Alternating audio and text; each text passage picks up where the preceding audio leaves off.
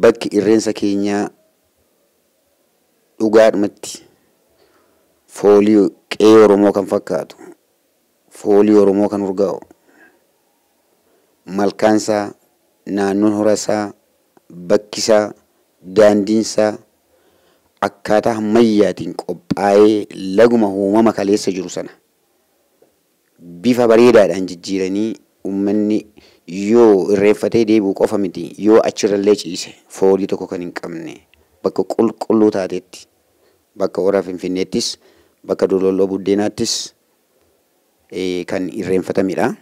Uummanni magaalaa Finfinnee keessummaa simachuudhaan, suuqii banaa gochuudhaan, hoteela banaa gochuudhaan, mana siree banaa gochuudhaan irreensa kana adda isaa taasisa. Irra caala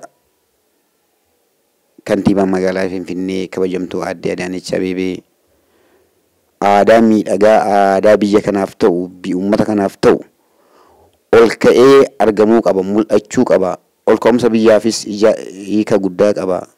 Haraara baata waan ta'eef, nagaa baata waan ta'eef hiika guddaa qaba. Akkasuma ayyaana sabaaf sablammiitillee jedhanii itti amananii bakka sana nu bareechanii keessummaa simatanii kaabinoota isaanii faana, uummata isaanii faana, uummata Oromoo dimbiliqee garagalee dhufe kana waan nu simataniif dachaadhaan ulfinatu isaanii mala, galatatu isaanii mala waan ta'eef ulfaadhaa galatoomaan isaanii jedha.